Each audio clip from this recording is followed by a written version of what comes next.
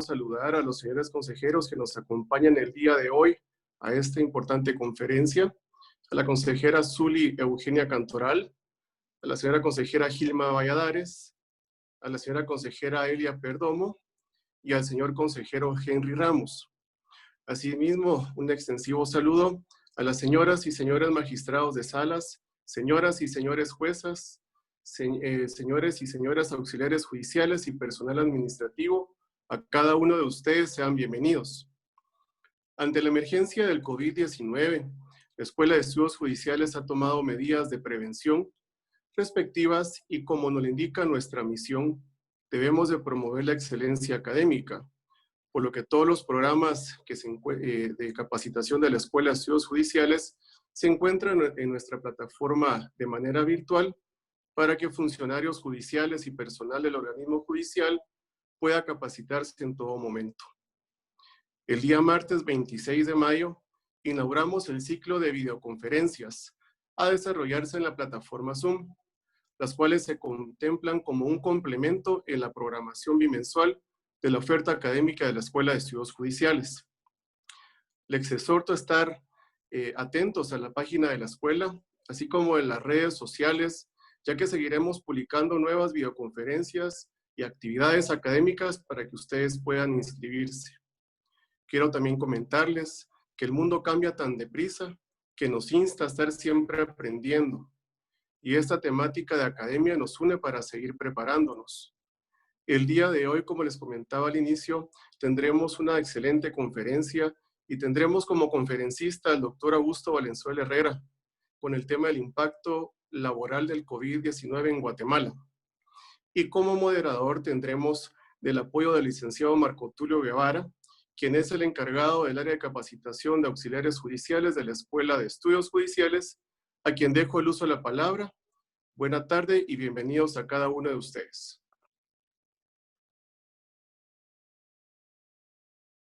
Muy buena tarde a todos y a todas. Para las personas que no me conocen, mi nombre es Marco Tulio Guevara y, como bien lo dijo el licenciado Reyes, soy el coordinador de auxiliares judiciales. Todo lo que tenía pensado decir, pues el licenciado Reyes ya lo dijo. Yo lo único que quisiera agregar es que en las redes sociales y en las noticias se ha hablado mucho de los héroes que hay actualmente que están luchando contra la pandemia. Pero quisiera manifestarles yo que en el organismo judicial y específicamente en la Escuela de Estudios Judiciales también hay héroes. Entre ellos, y que los que más destacan, son la licenciada Margarita Marroquín y el licenciado Estuardo Reyes. Ellos, desde el primer momento en que se dio la noticia que se iban a suspender labores, pero como que un chispazo le habían dado a cada uno de ellos y dijeron capacitación pues, por medio de las plataformas. Así es de que ellos y el equipo, por supuesto, que está atrás de ellos, son los que se merecen todos los aplausos y para que esta conferencia se pudiera llevar a cabo. Voy a tener el gusto de presentar al doctor Augusto Valenzuela Herrera, no sin antes hacerles a ustedes unas cuantas recomendaciones o instrucciones. Primero, tienen que mantener apagados sus micrófonos porque si no se oye mucho feedback. Al finalizar la conferencia del doctor Valenzuela, habrá un espacio para preguntas y respuestas y del cual las preguntas se podrán ir haciendo en el chat para poderlas transmitírselas después al licenciado, al doctor Valenzuela, y él poderlas contestar. El doctor Valenzuela tiene un amplio currículum, pero por el tiempo lo hemos resumido en 6 renglones. Él es abogado y notario egresado de la Universidad Rafael Andívar. Es consultor y asesor corporativo en conflictos laborales, individuales y colectivos. Abogado litigante en derecho laboral en conflictos de carácter económico, social y colectivos. Tiene 30 años de ejercicio profesional. Es delegado en representación del sector empleador ante la OIT y el Ministerio de Trabajo, catedrático en la materia de Derecho Laboral en varias universidades del país y es autor de varios ensayos en temas sobre derecho laboral. Es autor de libros y manuales de derecho laboral, los cuales están siendo utilizados como libros de texto en varias universidades. El tema que sobre el cual va a disertar el doctor Valenzuela es el impacto del COVID en Guatemala y tiene como subtemas también la suspensión de los contratos de trabajo en Guatemala. Así es que sin más preámbulo voy a dejar en el uso de la palabra al doctor Valenzuela, recibiéndolo con muy buenas tardes. Gracias a todos y que disfruten la conferencia. Muy amables. Muchas gracias, licenciado Guevara y licenciado Reyes. Y muy buenas tardes a todos, a los señores consejeros, a los honorables magistrados de sala, a los señores jueces de toda la República que nos acompañan esta tarde para que tratemos de conversar sobre ese tema que hoy nos ha invadido no solo en Guatemala, sino a nivel del mundo. Y antes que nada quiero agradecer la invitación que me ha formulado la Escuela de Estudios Judiciales. Es un honor siempre colaborar con ustedes. Siempre estamos a la orden para cualquier apoyo que se necesite y este no es la excepción. Y realmente tener a un público tan directo como ustedes no es fácil. Ustedes son los operadores de justicia que tienen conocimiento más detallado de muchas cosas que uno de abogado, como decimos literalmente de la calle, no siempre tiene, pero trataremos de aportar en la medida de lo posible lo que hemos ido viendo a lo largo de esta emergencia mundial y el impacto que ha tenido en las relaciones laborales. Creo que todos los países al día de hoy están obviamente inmersos en este problema y dentro de todas las incidencias que ha tenido el tema de COVID-19, pues uno de ellos es las relaciones laborales y creo que nos ha obligado a dar saltos importantes en la forma de ver el mundo, en la forma de ver las cosas, en la forma de podernos relacionar, en la forma de comunicarnos como ahora, ¿verdad? Que estamos usando ya el mundo digital para poder estar en contacto con ustedes y por supuesto en la forma también de ver el derecho laboral y de la seguridad social, por supuesto, que ha sido siempre, se le ha considerado como la hermana menor del derecho laboral. Y vamos a empezar pues con la presentación, como decía el licenciado Guevara, vamos a tratar de hacer la presentación de corrido, reiterar lo que ya se dijo de que nos hagan el favor de apagar sus micrófonos para evitar el ruido de fondo innecesario, así todos escuchamos la charla de una mejor manera. Y al final, pues vamos a ir respondiendo todas las dudas. Como bien tenemos el chat y creo que ya todos estamos familiarizados con la plataforma, que nos vayan formulando sus preguntas a lo largo de la presentación. El licenciado Guevara las va a ir como moderador, va a ir seleccionándolas y tendremos un espacio amplio para poder contestar todas las inquietudes en la medida de lo posible. Así que sin más preámbulo, vamos a empezar con la presentación y me he permitido hacer una presentación para ustedes y en este caso iniciaremos hablando precisamente de la suspensión de los contratos de trabajo. Una figura que ha estado establecida en nuestra legislación de siempre y que vale la pena ahora poder retomar. Lo primero que debemos recordar en el tiempo, lo que ha pasado, es que este virus, este coronavirus o COVID-19, como fue calificado, que tiene unas siglas ahí de SARS-19 y otra terminología donde sale este COVID-19, pues la OMS, la Organización Mundial de la Salud, la declaró como tal, como pandemia, el 11 de marzo del año 2020. A partir de ahí, pues obviamente todos los países del mundo empezaron a implementar sus medidas sanitarias a efecto de poder no permitir que el virus se pudiera propagar.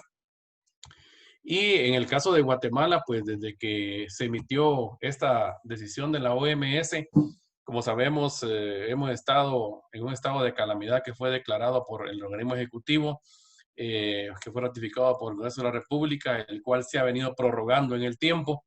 Y posteriormente a ello, el organismo ejecutivo dictó algunas medidas que, como todos lo hemos ido viendo, cada domingo se actualizan para ir de alguna manera regulando lo nuevo que ha ido pasando de todos los temas que derivan de COVID-19.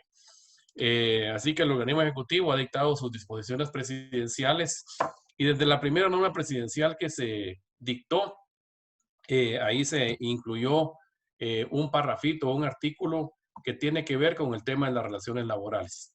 Y realmente no dijo mucho, ¿verdad? Porque simplemente lo que dijo era de que los partes de la relación laboral, incluyendo las organizaciones sindicales donde las hubiere, deberían ponerse de acuerdo entre todos para poder llegar a conclusiones en el tema laboral. Porque como se suspendieron las actividades en general y las labores en todas las empresas, entonces pues obviamente eso deriva en consecuencias económicas para una y para la otra parte. Sin embargo, como todos estamos enterados, pues se dejaron unas actividades sin opción a cierre, actividades esenciales, como se les ha denominado a lo largo de las normas presidenciales.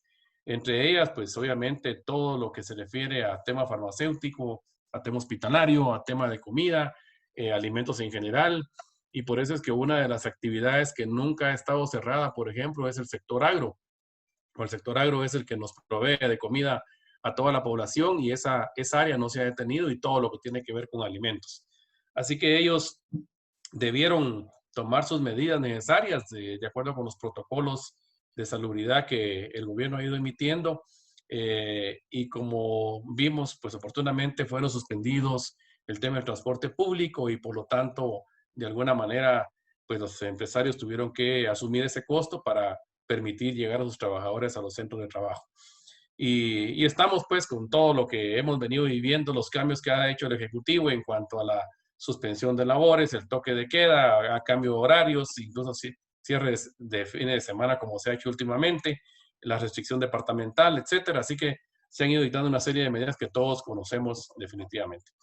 Sin embargo, todas las regulaciones, todas las disposiciones que se emiten han sido prioritariamente la salud la que debe prevalecer. Y creo que ese ha sido el fundamento de ello. Y independientemente de cualquier medida que se tome, la salud es lo primordial, humano, que debe el Estado de Guatemala proteger, y por eso la suspensión de tanta actividad económica, con el riesgo de que de alguna manera en algún momento pues habían también situaciones en las cuales pareciera como que iban a activar de nuevo las actividades económicas, no hay redundancia, pero cada día se fue agravando la situación y hoy en día como que estamos en la parte más alta del contagio del virus. Y lo único que se mencionó en las disposiciones presidenciales en cuanto a las relaciones laborales es que todo trabajador que esté en relación de dependencia pues tenía que llegar a acuerdos entre patronos y trabajadores derivado del riesgo que ellos corrían. Fue así como el Ministerio de Trabajo finalmente emitió un acuerdo. El Ministerio de Trabajo ha emitido 2 acuerdos en este proceso.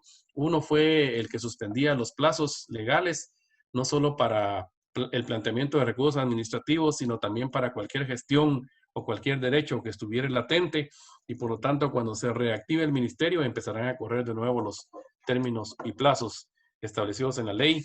Y posteriormente emitió otro acuerdo, que es el que más nos interesa, que es el 140-2020, donde se decretó el procedimiento y los supuestos de ley para darse las suspensiones de la relación laboral. Y lo que se dijo en todas esas disposiciones acumuladas que han venido en el tiempo es que cualquier acuerdo y cualquier suspensión y cualquier decisión de las partes en la relación laboral tendría que estar sujeto a los principios del derecho del trabajo. Eso es un primer elemento que se dijo y como veníamos diciendo, solo ha sido tan solo, si mucho, un artículo que lo ha regulado. Y en la primera disposición presidencial precisamente dice que son acuerdos que se celebren de acuerdo con dentro del marco de la ley, que se realicen de acuerdo a los principios laborales, que se garantice la salud de los trabajadores, que es lo primordial, que no impliquen ninguna afectación de garantías mínimas, que se que se pueda en todo caso ponderar y privilegiar la conciliación, aplicando los principios de realismo y la convencionalidad, el arreglo mutuo entre las partes.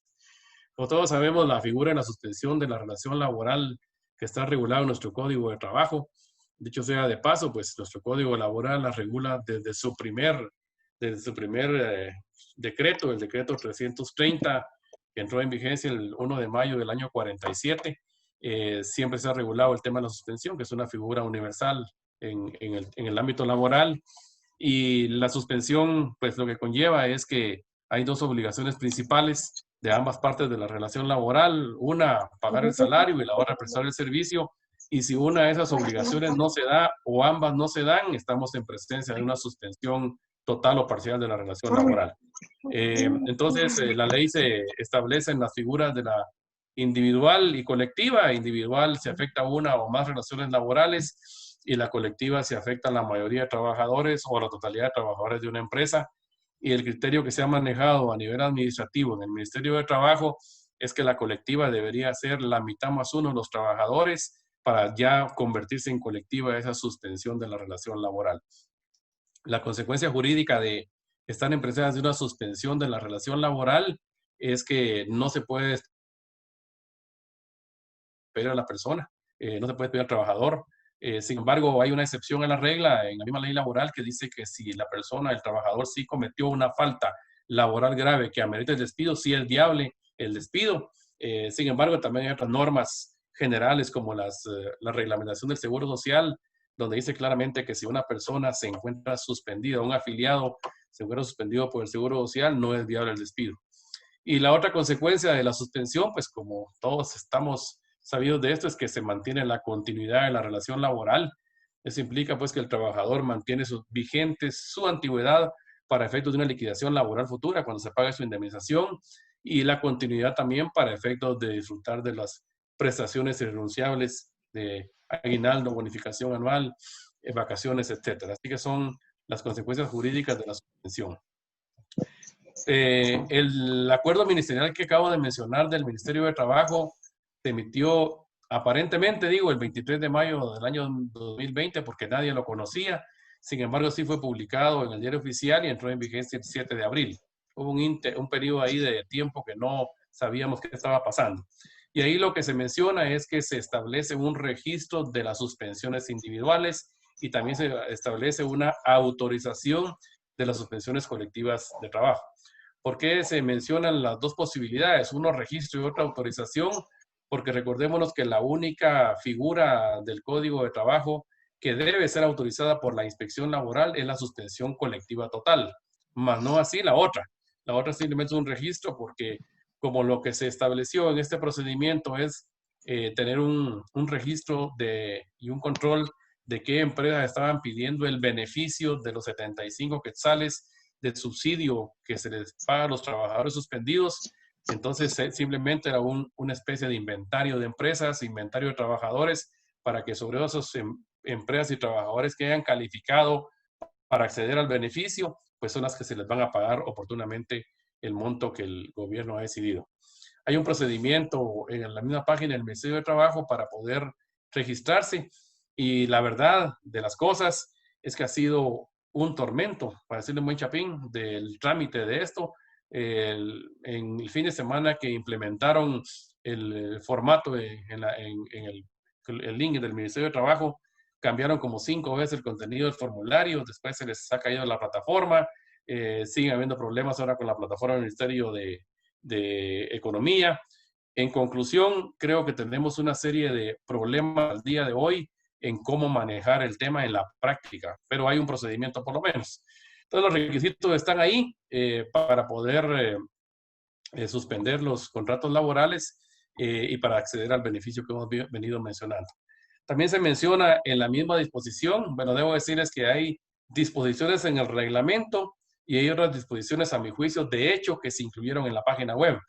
Por ejemplo, el tema de que no se permite la suspensión de los contratos de trabajo de mujeres en estado de embarazo, no lo dice el reglamento. Sin embargo, ya como requisito en la página web lo incluyeron.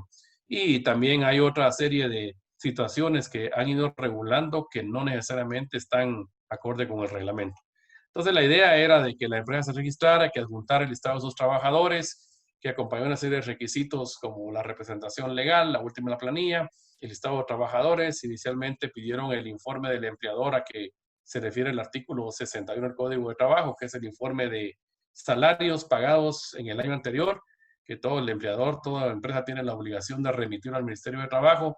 En la práctica no mucha gente lo tenía, entonces dejaron el requisito un poco más abierto después, para que si no era el informe podía ser el contrato de trabajo. Entonces ahí hay una opción para que el empresario que acceda a este procedimiento debe seleccionar si es la suspensión individual o es colectiva. Entonces, de alguna manera es parte de lo que debe de llenar la parte empleadora y otra serie de requisitos que ahí se mencionan que no viene el caso mencionar el día de hoy. Vale la pena mencionar que parte del formalismo que se le está dando a esta declaración en línea que se ha hecho en el Ministerio de Trabajo es que hay una declaración jurada de parte del representante legal, que por cierto debe ser el mismo representante legal que está registrado en la SAT, porque no permite un mandatario que no está registrado en la SAT, y ahí se menciona pues los posibles delitos que se pudieran cometer en caso algún dato que ahí se incluya no sea del todo cierto. Así que hay una advertencia para los empresarios y creo que es bueno que hayas hecho de esta manera porque eso permite pues acercarse lo más que se pueda a la realidad. El procedimiento ante la inspección de acuerdo con el reglamento es que se lleva a cabo la suspensión inicialmente, no es que primero la inspección me lo autorice, sino que yo suspendo como empresa y luego ya voy a hacer el procedimiento ante la inspección laboral porque hay empresas que fue insostenible realmente mantener a sus trabajadores pagándoles sus salarios porque estaban totalmente cerradas, no había facturación, no habían clientes, no había ingresos y además estaba el transporte público suspendido, así que había muchos elementos para que las empresas no pudieran laborar. El hecho es que se da la suspensión, aquí realmente entran dos supuestos, uno la individual en la cual, conforme el llamado del presidente de la República, es que deberían existir acuerdos individuales entre empresa y trabajador. Solo fue un llamado, una exhortativa, no es nada imperativo, pero en la práctica sí se dio de esa manera, ¿verdad? Un arreglo, un convenio laboral entre la empresa y el trabajador de suspender la relación laboral y que en la mayoría de veces fue de una manera total. Y la colectiva, que ahí sí realmente no se requiere un convenio o acuerdo entre las partes de la relación laboral, a menos que hubiera un sindicato, pues seguramente es el que representa los intereses de los trabajadores y sería la instancia para llegar a acuerdos. Pero las empresas que no han tenido esa situación, pues lo que han hecho es suspender de una manera unilateral y llevar el caso a su registro ante este procedimiento, ante la inspección laboral para que ellos califiquen el caso, que es lo que el Código de Trabajo realmente dice.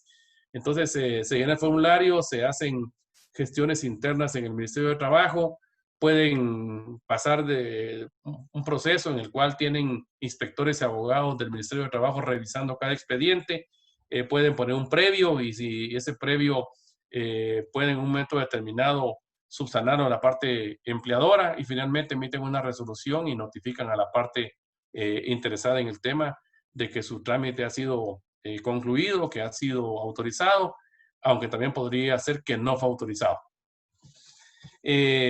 Como todos sabemos, en este subsidio que el gobierno da, que se le denomina Fondo para la Protección del Empleo y que deriva precisamente del decreto 13-2020, emitido por el Congreso de la República de Guatemala, se crearon varios programas en ese decreto 13-2020 de apoyo a la población y en cuanto a los que están vinculados a una relación de trabajo formal, pues son los trabajadores que están en el Seguro Social, que tienen contrato laboral, se creó este Fondo para la Protección del Empleo.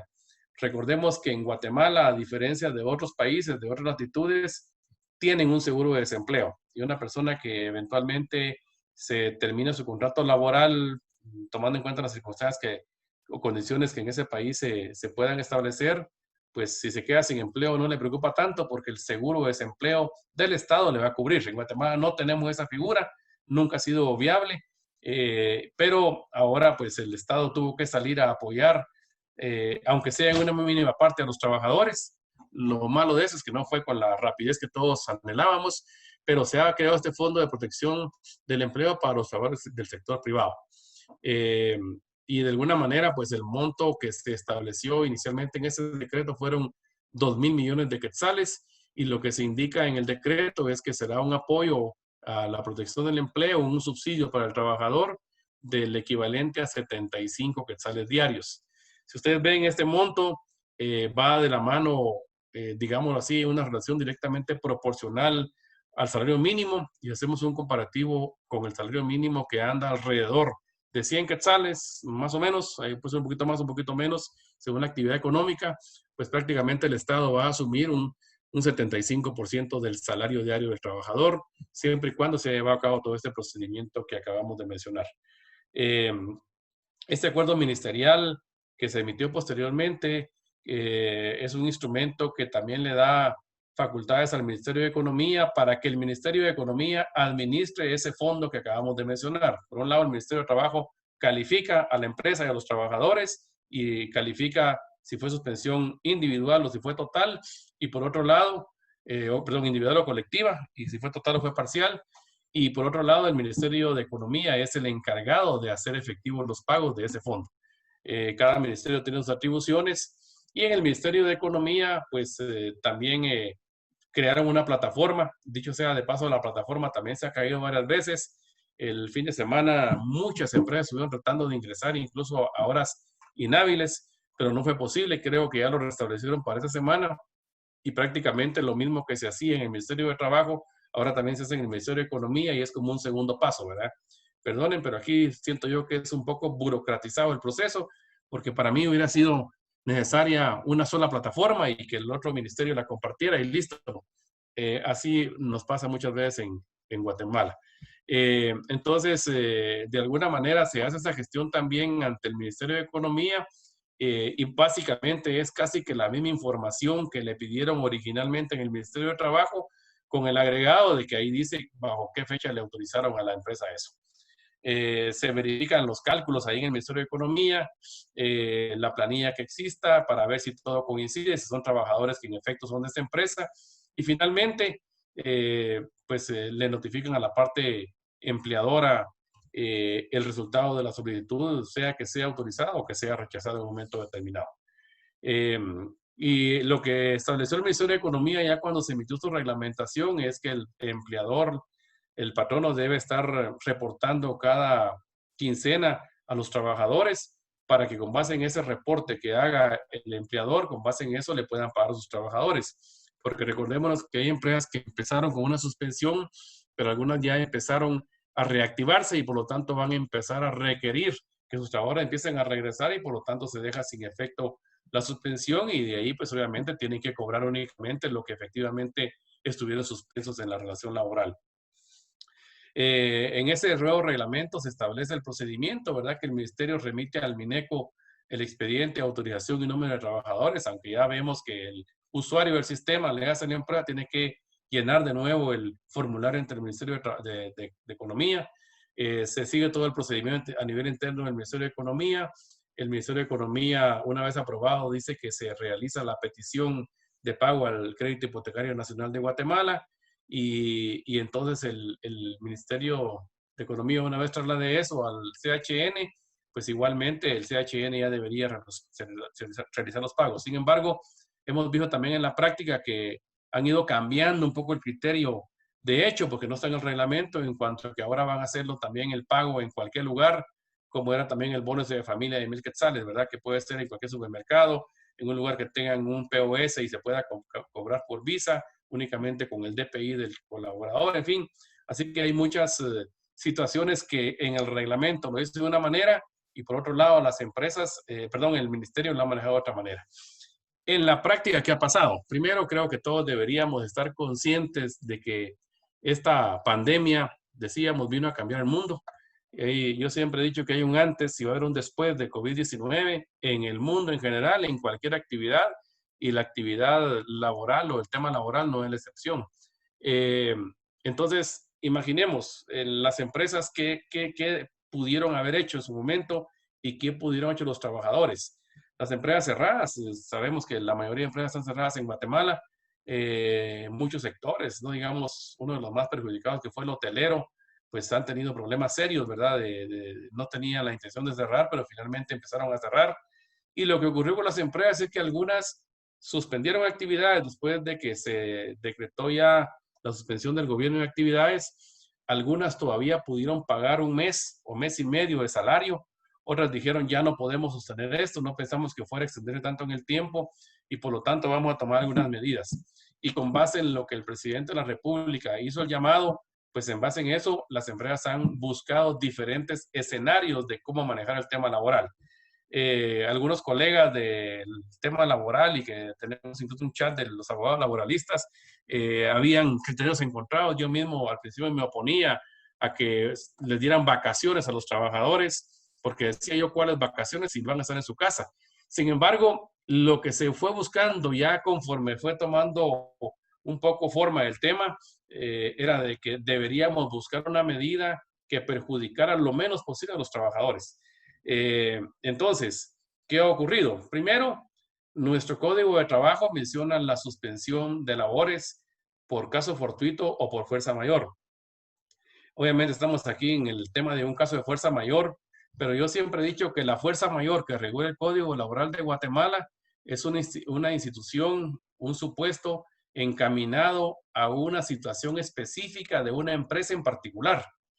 Porque para eso está la norma diseñada, pues para que sea aplicada al ciudadano, en ese caso a las empresas, y que con COVID-19 cualquier situación rebasó a las leyes laborales. Es decir, no se trata ahora de una causa mayor de una empresa, no es una causa mayor de un sector económico, no es una causa mayor de un país, sino es una causa mayor del mundo.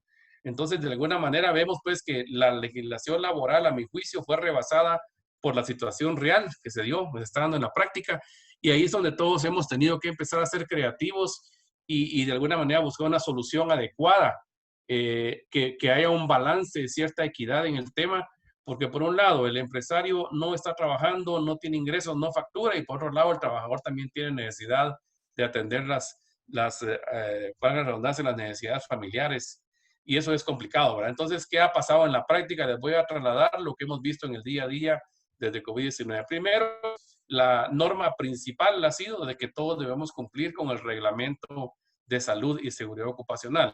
Es el reglamento, acuerdo gubernativo 229-2014, que vino a imponer en las empresas una serie de medidas en pro de buscar evitar accidentes laborales y contraer enfermedades profesionales en los centros de trabajo.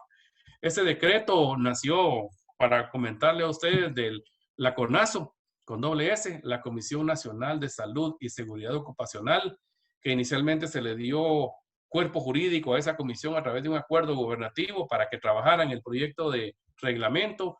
Trabajaron tripartitamente durante varios años y producto de ello fue la emisión del acuerdo gubernativo 229-2014, que incluso tuvo 2 prórrogas porque la carga financiera y el impacto que tenía en las empresas era bastante alto, o es bastante alto, porque el reglamento 229-2014 tiene más artículos que el propio Código de Trabajo.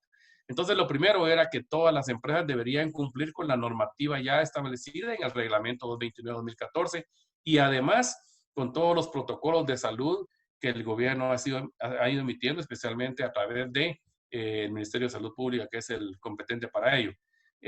También dentro del tema laboral se habló mucho de las medidas disciplinarias. ¿Qué pasa con un trabajador que eventualmente no llegue a laborar un día, por ejemplo? Eso en una situación normal ha sido una falta laboral. Yo les decía a las empresas que lo que deberíamos hacer es que deberíamos flexibilizarnos un poco, porque no es una situación normal en la cual el trabajador tenga todas las condiciones para ir a una empresa, y que deberíamos ser más flexibles para calificar si esa persona había cometido una falta, porque puede ser que no haya conseguido un medio de transporte, a pesar de que la empresa, si trabajaba, debería otorgar el transporte de los trabajadores. Pero en cualquier falta laboral en general, hablo del inasistencia al trabajo, pero cualquier otra falta, pues deberíamos ser un poco flexibles. En el tema de inasistencia es lo mismo. Y de ahí vino el tema de las vacaciones. Algunas empresas, decía, pagaron salario todavía 1 o 2 meses o un mes y medio. Y luego dijimos, bueno, si la empresa suspende a sus trabajadores totalmente, pues es una suspensión total, no hay salario ni hay servicio y el trabajador se queda sin ningún ingreso. Entonces, una medida mucho menos drástica era poderle otorgar las vacaciones que tuviera acumuladas.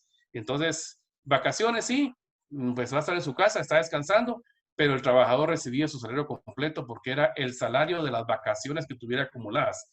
Entonces, de alguna manera también se llegó acuerdos sobre eso con los trabajadores, a pesar de que las vacaciones generadas, acumuladas, ya son vacaciones automáticas que el empleador debe otorgar al trabajador sin necesidad de petición ni de convenio, pero algunas empresas llegaron mejor a convenios para hacerlo todo más transparente. Así que la primera medida que se tomó fue darle vacaciones a los trabajadores. Y la otra medida también que se tomó, aunque en menor grado, es, bueno, me agoté las vacaciones ya generadas y ahora ¿qué hago? Le tengo que suspender la relación laboral en forma total, lo cual implica que no tiene un ingreso el colaborador, el trabajador, y por lo tanto también alguna empresa por ahí o algunas empresas decidieron empezar a otorgar vacaciones futuras, es decir, adelantar vacaciones. Eso si yo lo veo en un marco normativo normal, tradicional, ordinario, como que no tiene cabida, ¿verdad? Sin lugar a dudas. Pero la idea era, del llamado del gobierno, era ustedes busquen un acuerdo a nivel interno de las empresas y busquen el acuerdo más adecuado para los trabajadores en general. Otra situación importante en todo esto, que es la que debe prevalecer, es la salud de los trabajadores, y las mismas disposiciones presidenciales dejaron la obligatoriedad a las partes de la relación laboral para que tomaran las medidas adecuadas en pro de la salud de los trabajadores y en pro de que evitar el contagio de COVID-19. Así que le dejó la carga a los empleadores, a los trabajadores y a las organizaciones sindicales para que tomaran medidas. Aquí tiene mucho que hacer y mucha actividad el famoso Comité de Salud y Seguridad Ocupacional. Es un comité bipartito que nace derivado del 229-2014, que es el reglamento de SSO, y de alguna manera el comité bipartito como que tiene que tener mucha actividad para poder dictar las medidas apropiadas para evitar contagios en el centro laboral. Otras empresas también les he de decir que optaron por la terminación de los contratos de trabajo. Eso es lo más drástico, por supuesto, para nuestro grupo poblacional de trabajadores. Es complicado. La gente no quería llegar a eso y realmente en la práctica le preguntan a uno qué hacer y yo les digo, miren, eso es la última instancia, pero me dicen, de todo modo no tenemos ingresos, vamos a abrir, no sé si en 3 o 4 o 5 o 6 meses o el otro año en el tema del turismo. Yo no puedo mantener a la gente suspendida aquí y con una incertidumbre tremenda. Entonces, algunos empresarios, algunas entidades del sector privado decidieron mejor terminar los contratos de trabajo. Y en algunas situaciones le dieron incluso la opción al trabajador de que querés que te liquide o querés que mejor sigamos suspendidos en la relación laboral. Y de lo que yo he visto en la práctica, la mayoría de trabajadores prefirieron la terminación de la relación laboral. ¿Verdad? No era un despido clásico, ¿verdad?, que motive algo, sino que era un despido casi que masivo, ¿verdad?, pero derivado de la misma emergencia y de la falta de ingresos en las empresas.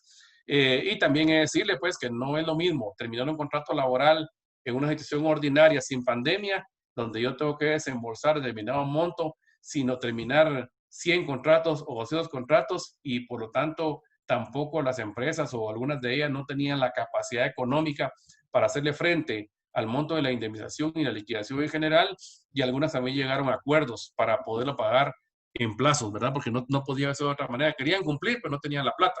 Así que de alguna manera también empezaron a hacer acuerdos sobre eso. También otro tema importante es que dentro de todo esto lo más importante era evitar la propagación del virus y se decidieron tomar muchas medidas en los centros laborales que sí podían trabajar para evitar cualquier contagio, y si una persona resultaba con algún síntoma de COVID-19, pues como ustedes saben, las reglas es que deben avisar inicialmente al Ministerio de Salud Pública y de Seguridad Social para que le haga los diagnósticos necesarios, pero lo principal era que no se propagara el virus. Aquí se han tomado medidas muy estrictas en las empresas que sí están trabajando y que son los casos de excepción o esenciales en cuanto a que pueden o deben aislar a la persona con sospechas de COVID-19 y todas las reglas que ya sabemos del gel, etcétera, etcétera, en los centros de trabajo y la mascarilla, etcétera. También es cierto que de alguna manera el mismo reglamento 229-2014 menciona que si una empresa no cumple adecuadamente con las medidas sanitarias que están en ese reglamento y ahora en los protocolos de sanidad emitidos por el gobierno, pues puede ser motivo de sanción. Recordemos que las sanciones están en el Código de Trabajo. En el Código de Trabajo pues está contemplada la posibilidad de imponer sanciones en el artículo 72 del Código de Trabajo. Déjame ver.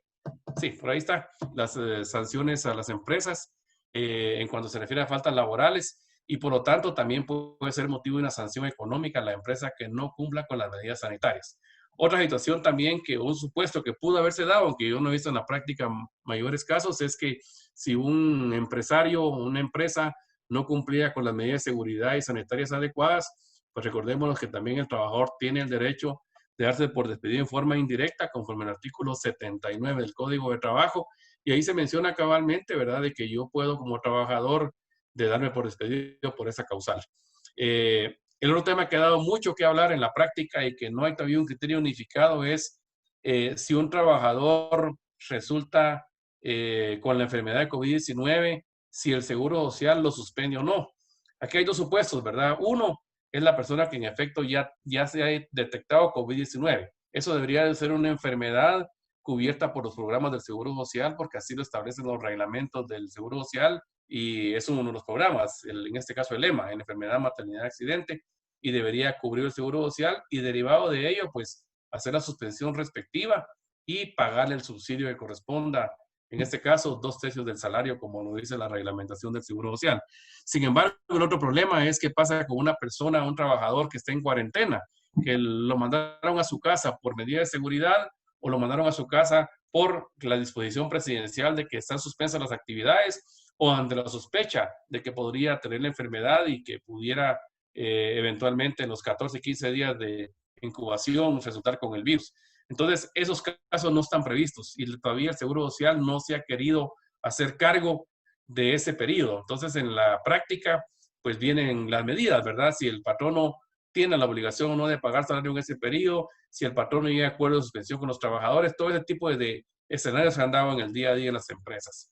Otro tema que se ha dado y que no ha sido lo que se ha ido acelerando, ustedes saben que ahora todos estamos trabajando, como se le dice en el término inglés, home office, estamos trabajando a distancia, estamos ejercitando el teletrabajo ya, y creo que todos estamos en esa dirección. Esa es una situación nueva para nosotros.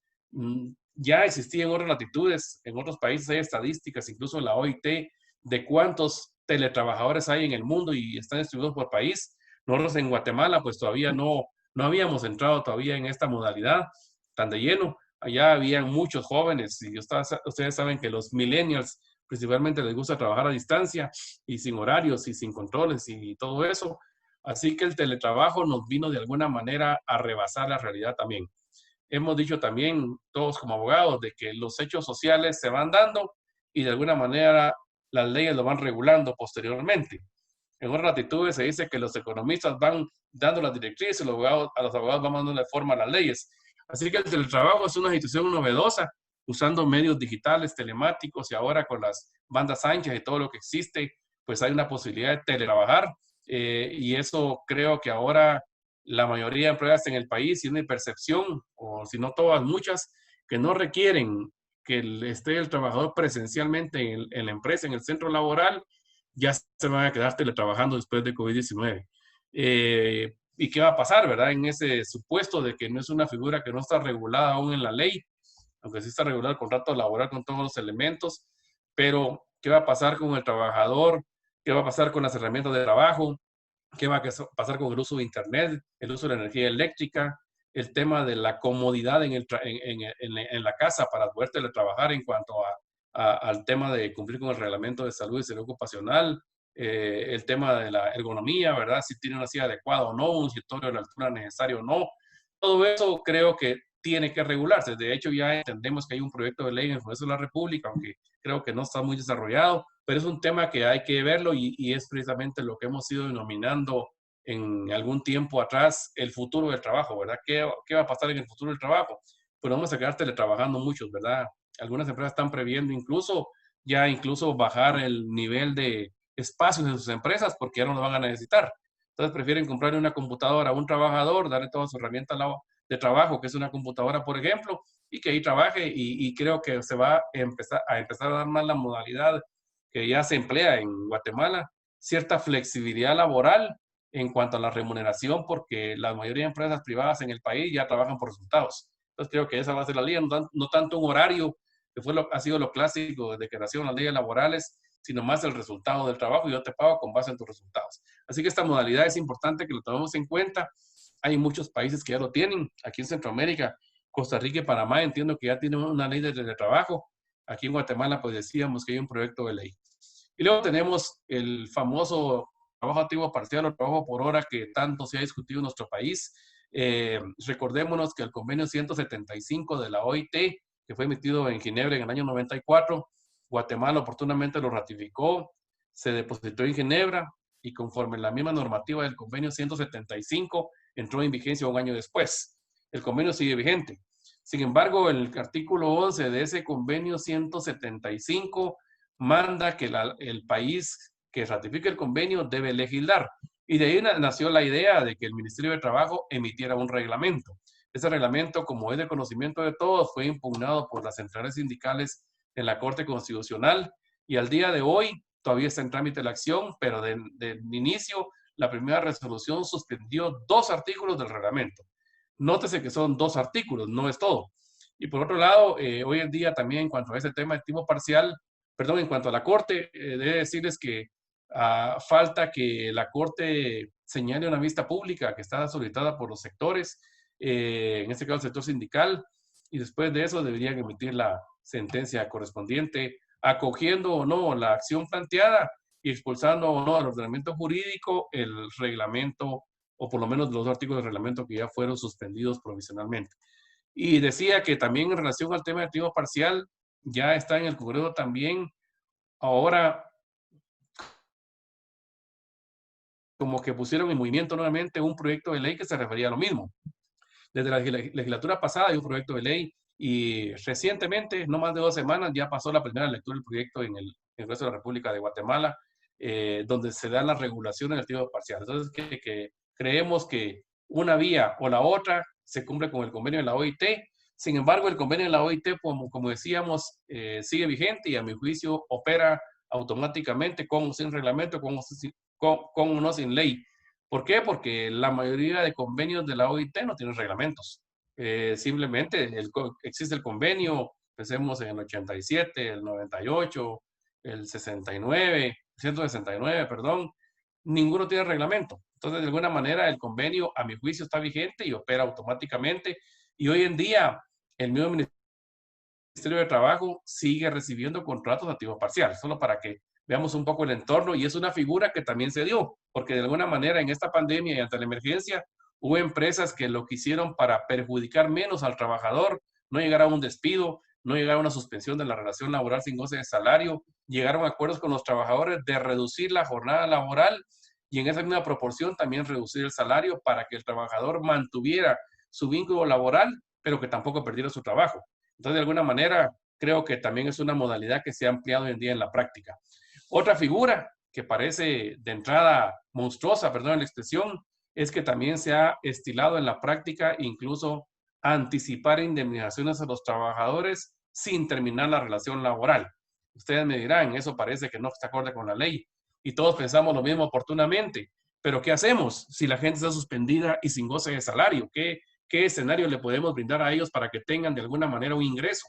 Entonces, algunas empresas también han llegado a la conclusión de que podrían dar un anticipo de indemnización convenida con los trabajadores. Obviamente es un anticipo, no se termina la relación laboral y han hecho convenios laborales. Yo sé que ustedes como jugadores pues ven la ley y eventualmente nos van a decir, pareciera que eso no es necesariamente legal porque la ley dice el momento para pagar una indemnización que es al terminar el contrato laboral.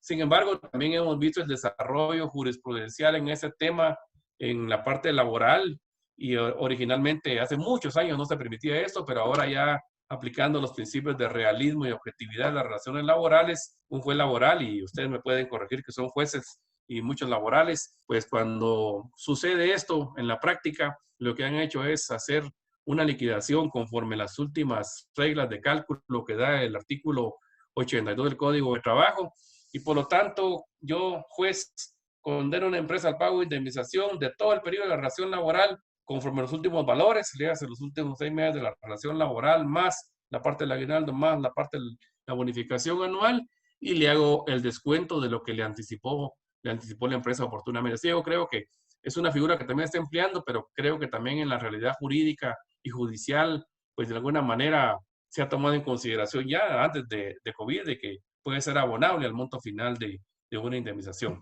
Otro tema también que se ha dado en la práctica es el personal que está suspendido, y si la empresa ya empezó a desarrollar algunas actividades, pues necesitamos que regresar al personal o parcialmente regresar al personal a la empresa. Entonces, una medida que se ha tomado también es, si el personal está suspendido totalmente sin goce de salario, pues también seamos equitativos y vayamos llamando grupos diferentes cada cierto periodo para que todos se active su relación laboral y tenga un ingreso, y esto los dejamos descansando en suspensión y llamamos a otros. También se ha dado esta rotación de personal, grupo de trabajadores suspendidos, para que todos tengan igualdad de condiciones.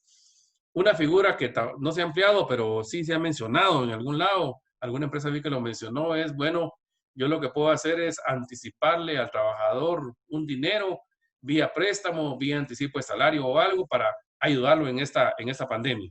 Otras empresas, es decirles también que han suspendido a los trabajadores de forma total, y a veces le comentan a uno, es gente que tiene conmigo estar tantos años, tienen que comer, tienen que sobrevivir, yo le voy a ayudar con víveres. Entonces hay un montón de situaciones que se han dado en la práctica que no se hubieran pensado antes, ¿verdad? Pero hay empresarios que también les han dado a los trabajadores víveres periódicamente, semanal o quincenalmente, porque los trabajadores no tienen un salario. Y ahora pues que se puede acceder a este beneficio de los 75 quetzales. La otra situación también que se ha dado es, como ustedes saben, el transporte a los trabajadores, que eso es obligatorio en las empresas que están trabajando y que tienen, digamos, validez legal que trabajen, como los que mencionábamos, del agro, de alimentos, etcétera. Así que es una obligación de las empresas dar el transporte a los trabajadores.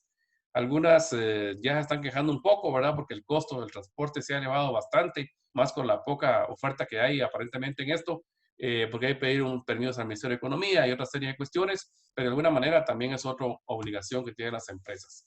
Otras medidas que también se han implementado y que se han dado a conocer y que ya están en la práctica son las que tomó el Seguro Social, el ISSSTE y el INTECAP.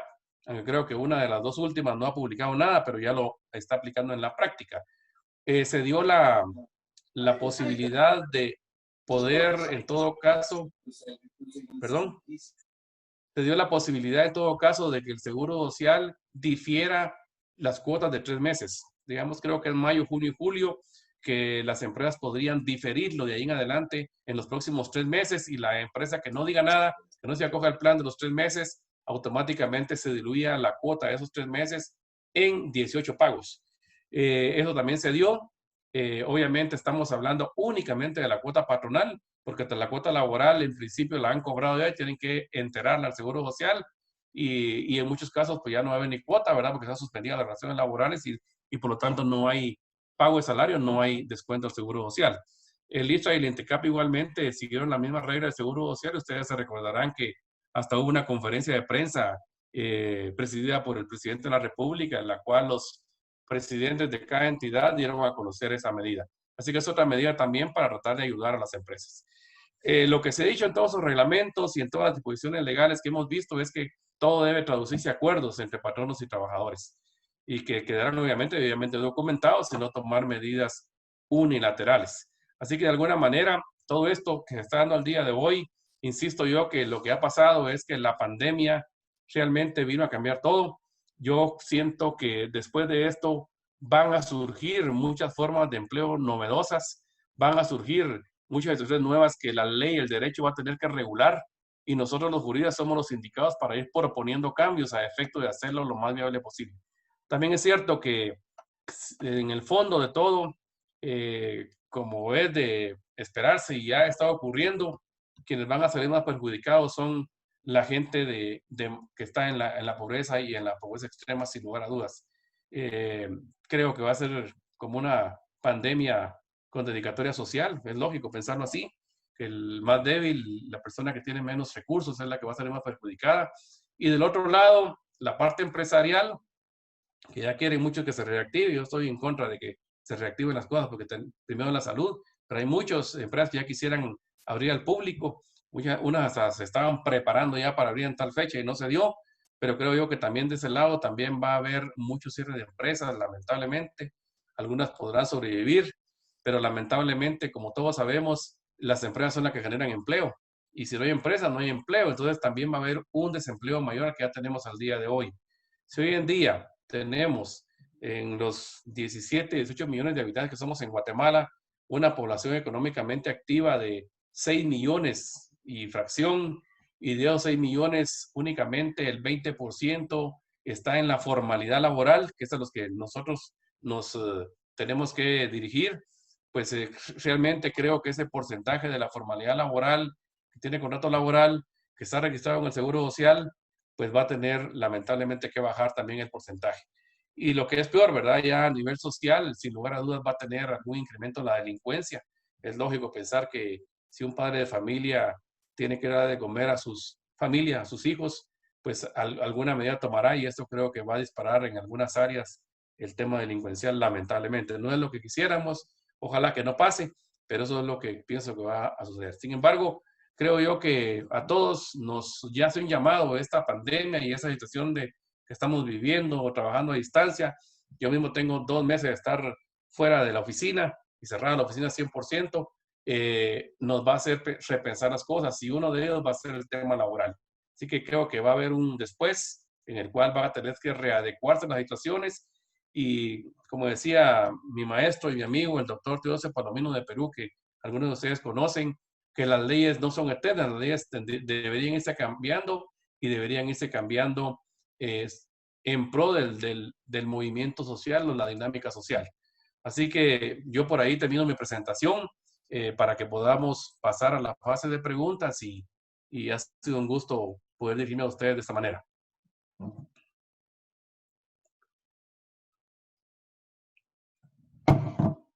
Muchas gracias, doctor Valenzuela. Vamos a iniciar con las preguntas.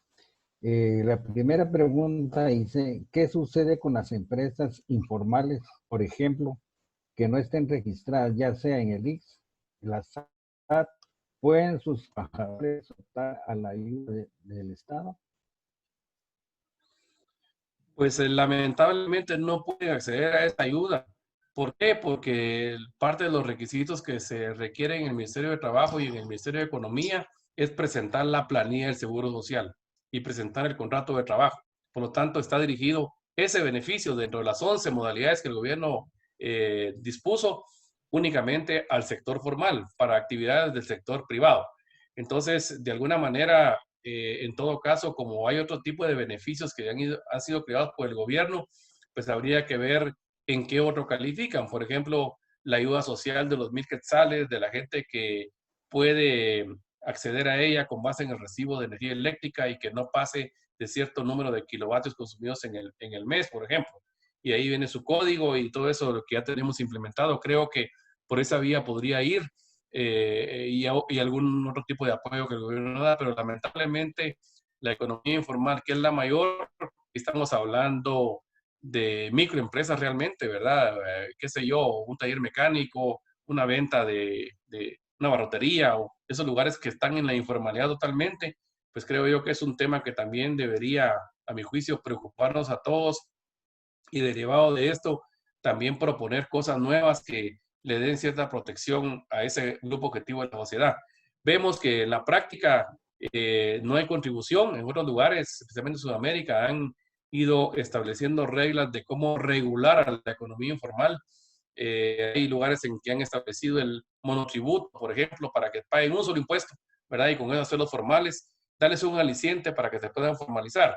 Y en todo caso, a la luz de la Constitución, artículo 100 de la Constitución y el decreto 95 que creó el Seguro Social en Guatemala, recordemos que el Seguro Social debería, según el espíritu de la ley, ser universal, y no debería ser en todo caso únicamente para los trabajadores formales, sino para la universalidad de habitantes del país. Obviamente, el Seguro Social no ha llegado a eso, ¿verdad? Pero deberíamos tender a eso. Así que el grupo de personas que están en la informalidad es bien difícil que puedan tener este acceso porque no califican, lamentablemente. Otra pregunta dice, ¿podrían las empresas dar por terminada la relación laboral sin existir causa alguna? Sí, miren, aquí cada país ha ido emitiendo disposiciones después de COVID-19. Cada país ha emitido su propia normativa, algunas muy parecidas, otras diferentes, pero si vamos solo a El Salvador, o vamos a Argentina, que hemos estado en conversatorios a nivel iberoamericano con otros colegas sobre el tema, muchos tienen otras disposiciones mucho más drásticas. Por ejemplo, en Argentina, en El Salvador, está prohibido despedir, ¿verdad? Hay una prohibición por ley derivada de COVID-19 en donde está prohibido el despido. Es decir, hay una estabilidad absoluta de los trabajadores durante este periodo. En Guatemala, si ustedes revisan mi Facebook, mi primera impresión sobre ese tema, cuando salió la situación y qué hacer, yo dije en ese momento, tampoco sabía que iba a estar tan larga la pandemia, ¿verdad? Pero en ese momento lo que dije es, las empresas deberían pagar a sus trabajadores en este periodo, llegar a acuerdos. Y en todo caso, la empresa que no esté en posibilidad de pagar, que pida una exoneración al Ministerio de Trabajo, hacerlo al revés. Ese fue mi punto de vista y ahí está mi historia de Facebook donde yo lo manifesté públicamente. Y entre la pregunta concreta que me hacen, en Guatemala no está prohibido. En Guatemala, ustedes saben los fueros de protección que tenemos, ¿verdad? Y son los únicos que están en la ley. El fuero de protección para madres embarazadas, que estén en estado de lactancia, para grupos objetivos como el comité ejecutivo del sindicato, para el grupo que está formando un sindicato, para las empresas que están emplazadas por un sindicato, por un grupo coaligado a través de un comité ad hoc. Son las únicas formas de inamovilidad. Las demás no. Y no hay ninguna disposición derivada de COVID-19 que prohíbe el despido.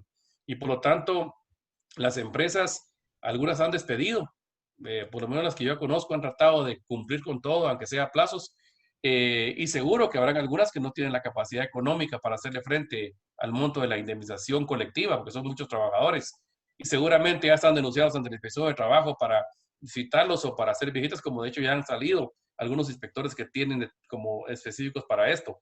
Sin embargo, no está prohibida la figura del despido, salvo los que fueron de protección clásicos que ya tenemos regulados en la normativa laboral nuestra.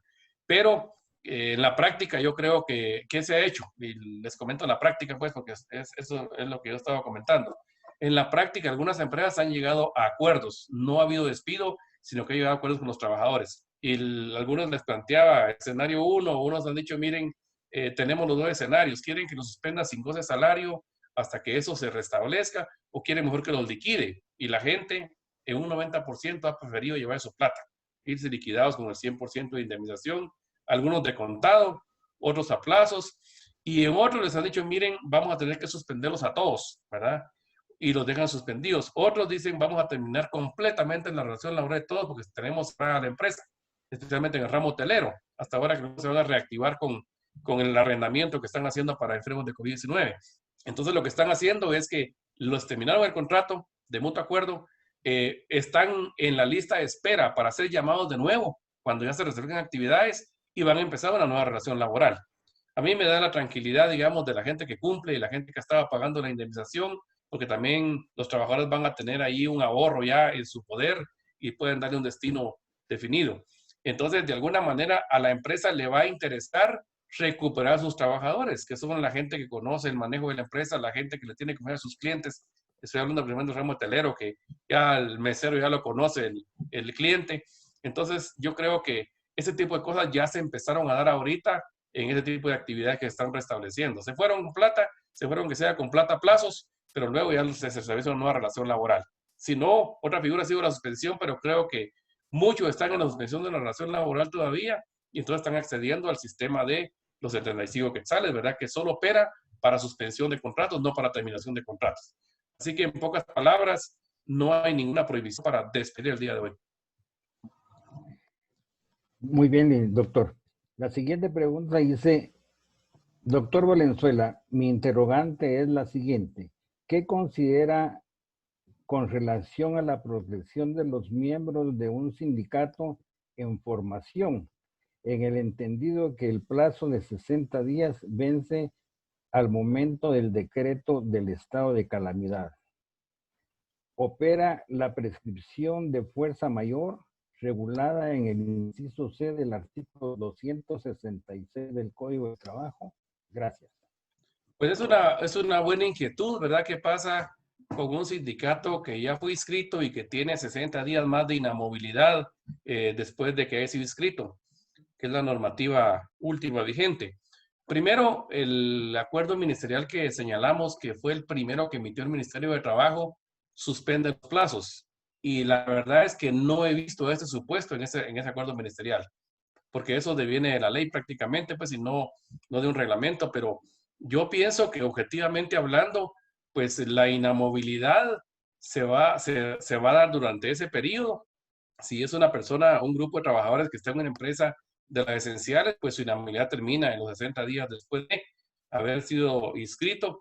Y en el caso de los que son suspendidos, pues igualmente creo yo que la inamovilidad también termina porque la suspensión se da. Obviamente, lo que no puede en ese periodo el patrono es poder, en todo caso, despedir a un trabajador. De todos modos, si estamos en un comité ejecutivo, pues tampoco lo puede suspender, ¿verdad? En todo caso, pues lo que podría pasar es que si el patrono suspendió a los trabajadores, estén o no sindicalizados, en ese supuesto que se hace la pregunta, recordemos que tampoco los puede despedir porque la ley prohíbe el despido, ¿verdad? Salvo que es una causa justa. Y si fueran del comité ejecutivo, tampoco los puede despedir porque tiene que ir ante el organismo judicial a iniciar un juicio ordinario de trabajo, como pasa en el 222 del Código de Trabajo, aprobar la causa justa de despido. Así que en términos generales creo que el grupo objetivo a que se están refiriendo se mantiene en todo caso protegido, pero a mi juicio, como que los 60 días sí termina su vigencia. Muy bien, gracias. Séptima, en el caso de las empresas que hayan dado por finalizado el contrato laboral, ¿tendrán alguna responsabilidad legal en que el trabajador regrese a laborar, o sea, reinstalación? No procede, ¿verdad? Porque no, primero, como decíamos, no está en los supuestos en la legislación ordinaria de que eso suceda y tampoco está en las disposiciones post-COVID de que el decreto 13 de 2020 no ha dicho o cualquier otro decreto del Congreso ni en las disposiciones presidenciales no lo dice. Eso tendría que ser por ley en todo caso.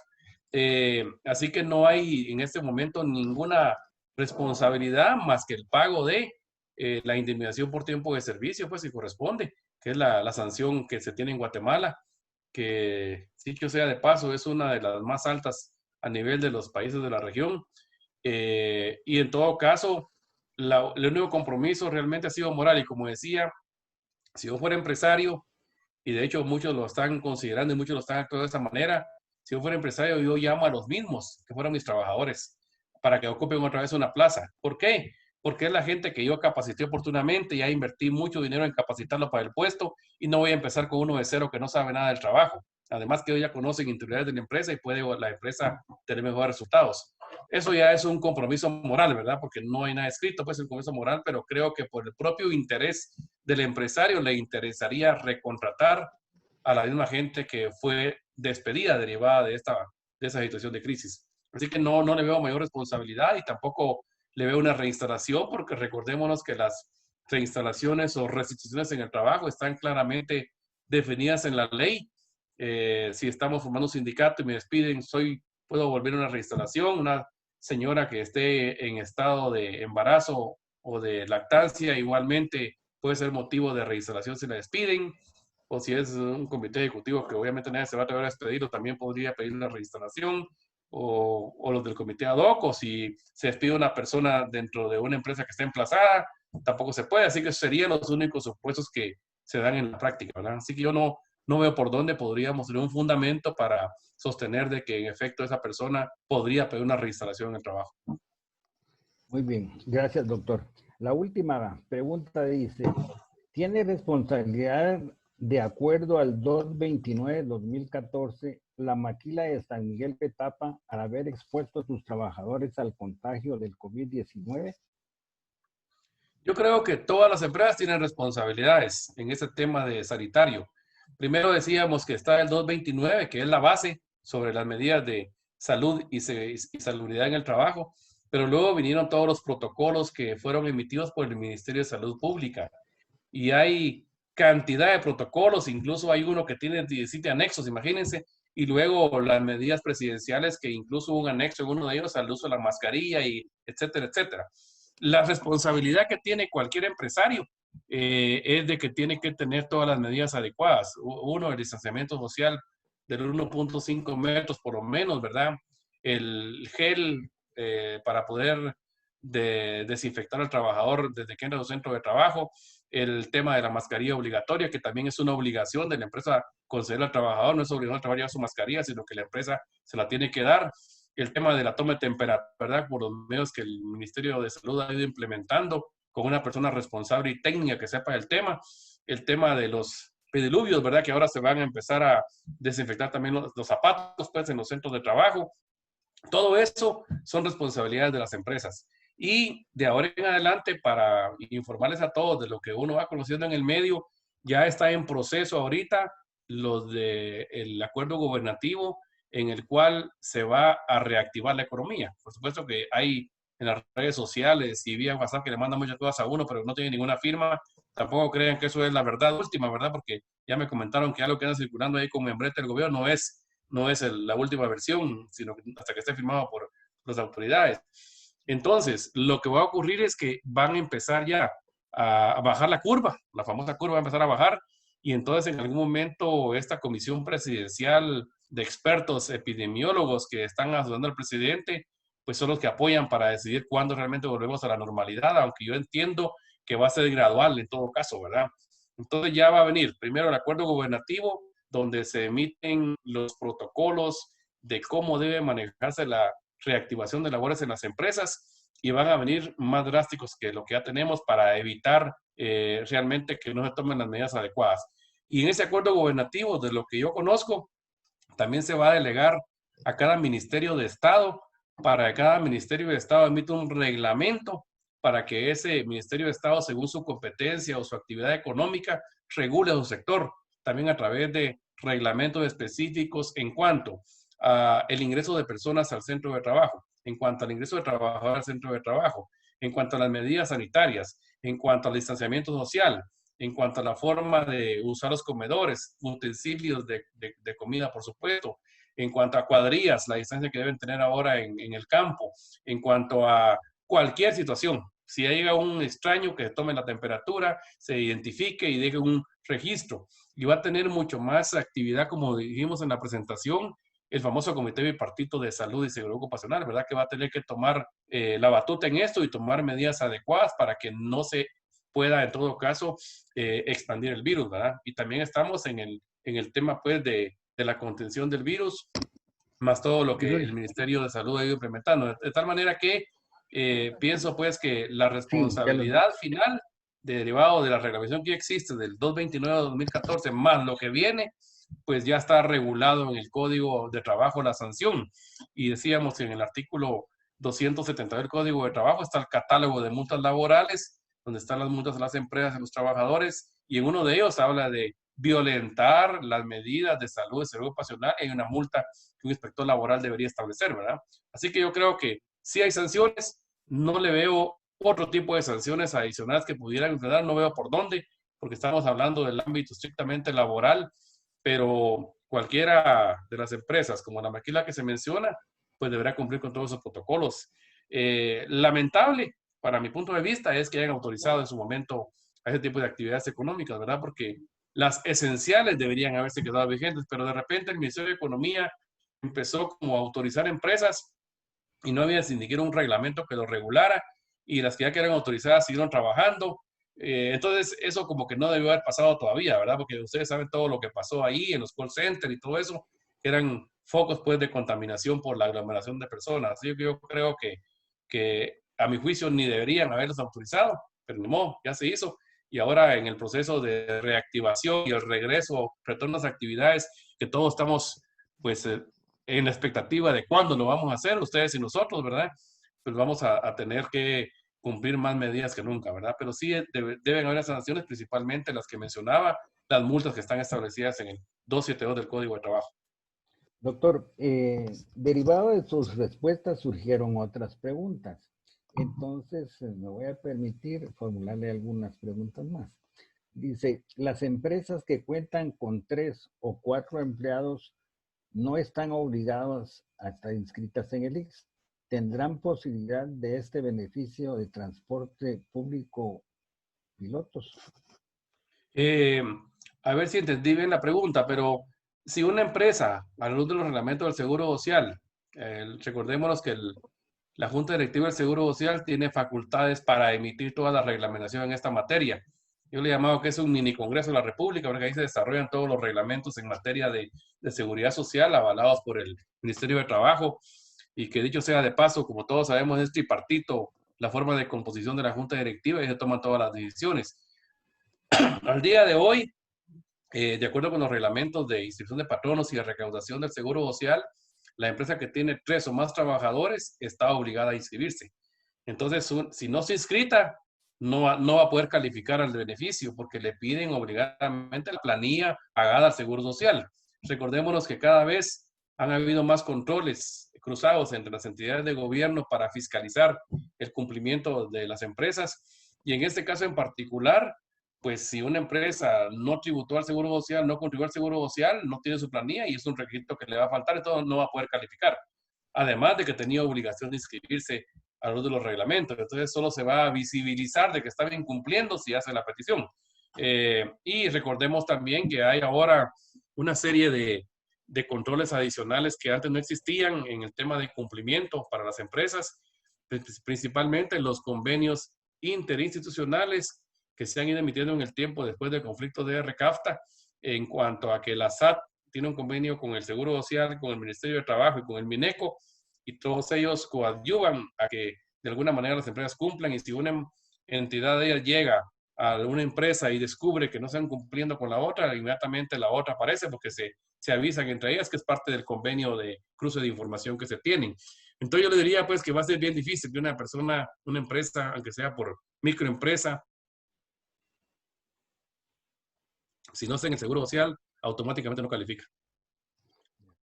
Otra pregunta dice, si no hay cuota al IX por las suspensiones, ¿se suspenderá el servicio médico? Ahí hay una serie de inquietudes que se han dado en la práctica. La primera es de que un trabajador que eventualmente deje de contribuir, o una empresa que deje de contribuir al Seguro Social, está el supuesto primero si una persona termina su contrato laboral, se queda desempleado durante un periodo y el Seguro Social aún le cubre unos meses de ese periodo, aún no estando ya activo en la relación laboral. Entonces, digamos que ese supuesto no nos preocupa porque tiene la posibilidad de ser cubierto todavía, creo que por 2 meses. Y luego está el tema de la suspensión de la relación laboral. Ahí sí es un poco complicado porque la relación laboral se mantiene vigente, pero no hay contribución al Seguro Social. Entonces ahí hay criterios ya que el Seguro Social ha ido implementando de lo que hemos ido viendo en la práctica el día a día, de que están pensando que no debería tener cobertura a los programas del Seguro Social, ni el ALEMA principalmente, que es el que nos interesa de inmediato, va a enfermedad, maternidad o accidente, y el IBS, pues ya sabemos que se calcula al finalizar el periodo de edad que la ley nos pide y el número de contribuciones, que será el promedio de todo lo contribuido en su momento.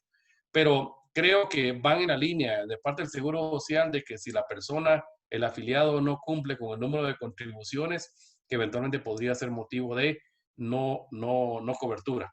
Sin embargo, recordémonos que en el tema concretamente de COVID-19 hay instrucciones presidenciales incluso que el Seguro Social debería atender inmediatamente a cualquier ciudadano que esté eventualmente con posibilidades del contagio de COVID-19, y siendo un ciudadano común y corriente que no tiene afiliación al IX, por lo menos deberían dar los primeros auxilios.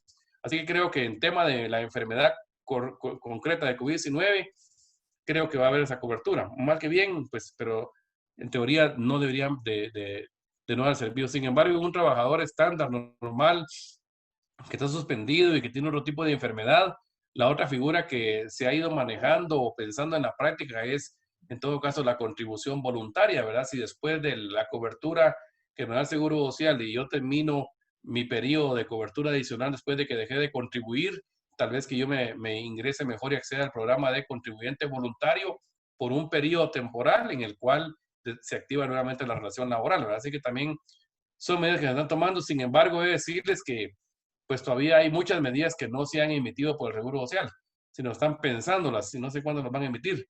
Lo que sí han emitido como información son guías generales que deben cumplir las empresas para evitar la propagación del virus. Y van a hacer una especie de checklist de todo lo que pueden ir a revisar con base en esas guías o protocolos de actuación, y seguramente pues van a ver que las empresas cumplan con ello. Pero en el tema concreto yo creo que podríamos tener algún inconveniente por la interpretación del seguro social que estoy mencionando. Gracias, doctor. La siguiente pregunta dice, si después de 3 meses de suspensión el patrono decide terminar la relación laboral, ¿qué promedios de salario se utiliza para el cálculo de la indemnización? Miren, la suspensión de la relación laboral de cualquier naturaleza, de las que previstas en la ley, pues todo dice que el trabajador no pierde ningún derecho laboral. Ese es el presupuesto de la ley. Entonces, a mi juicio, si una persona, pensemos, estuvo suspendida 3 meses, pues en 3 meses fue una suspensión total de la relación laboral, que no hubo salario ni hubo servicio, pues en teoría tenemos como 3 meses sin ingreso del trabajador, ¿verdad? Sin embargo, nuestro criterio, y cabalmente ayer me preguntaba un cliente sobre eso, y le decía, miren, mi criterio es de que en todo caso el trabajador no puede verse vulnerado sus derechos, a pesar de que la ley dice, la forma de cálculo en el artículo 82 del Código de Trabajo, promedio de los últimos 6 meses de la relación laboral, y si yo en este caso tomo el promedio de 3 meses, pues le voy a pagar la mitad de indemnización, lo cual no es equitativo, no es justo. Entonces, de alguna manera, lo que hemos estado sugiriendo de nuestra parte, que eso es lo más equitativo, nuestro juicio, es de que debería tomarse el salario nominal del trabajador para esos 3 meses que no tuvo ingreso efectivo. Igual operaría para irrenunciables. ¿Qué pasa con el bono 14, como le conocemos todos, verdad? Viene ahorita ya en el mes de julio el pago. ¿Tomo o no tomo en cuenta esos meses que estuvo suspensa la relación laboral? Pues a mi juicio sí, hay que tomarlo en consideración, y no es el promedio de ingresos, sino es mi salario nominal que tenía en ese periodo, es mi criterio para no verse vulnerar los derechos de un trabajador. Si no recibiría menos del salario que tenía, pues eso no es justo. Entonces, creo yo que esa podría ser una salida, a pesar de que no es una norma específica que está en la ley laboral, lo que estoy mencionando, pero es lo que en todo caso provocaría que fuera más equitativo y no vulneraríamos ningún derecho. Y a la luz de los principios laborales, a mi juicio, eso debería operar.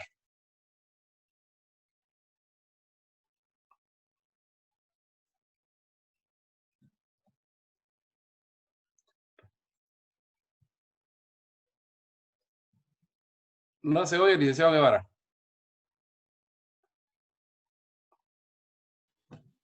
Sí, le decía que la Escuela de Estudios Judiciales y el organismo judicial le agradecen todo lo que vale su disertación, ya que hay varios comentarios aquí que ha sido muy buena y toda la gente ha salido satisfecha. ¿Qué onda? Muchas gracias y estaremos molestándole en futuras oportunidades.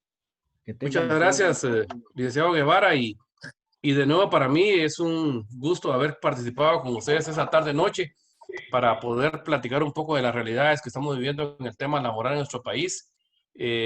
Insisto en lo que dije en lo largo de la presentación, que todo lo que está ocurriendo rebasó la ley laboral, y también deberíamos verlo con esos ojos, ¿verdad? Como juristas, porque no está regulado. Entonces, si no está regulado, tampoco podemos ser tan drásticos en la aplicación de la letra muerta de la ley. Lo digo pues porque es una realidad, ¿verdad? Que creo que hay que ponerse en el justo medio de lo que está pasando en el mundo y en el país para poder buscar realmente una sociedad más equilibrada, porque no se trata de un momento determinado de afectar a un otro sector o beneficiar a otro sector, sino simplemente de buscar una armonía, de buscar mejores reglas y de buscar la forma también que la gente tenga trabajo. Creo que es lo que todos buscamos, que nuestros ciudadanos, nuestros guatemaltecos tengan trabajo, y eso también hay que de alguna manera valorarlo y, ¿por qué no?, motivarlo en un momento determinado, ¿verdad? Y creo que todos necesitamos hoy más que nunca de que las empresas también sobrevivan, ¿verdad? Si no tenemos empleo, no tenemos trabajo. Así que de veras, de nuevo, muchas gracias, y ha sido un verdadero honor compartir con ustedes, y ya nos veremos en la próxima oportunidad. Y me da mucho gusto también ver caras conocidas. Gracias. Muchas gracias, doctor Augusto Valenzuela. Muy agradecidos. Qué honor tenerlo como conferencista por parte de la Escuela de Estudios Judiciales. Así que agradecemos y reiteramos el agradecimiento. Muy agradecido a todos. Pues pasen feliz noche, que descansen y que sigan cuidándose cada uno de ustedes, al igual que sus familias. Feliz noche. Feliz noche a todos. Gracias. Gracias.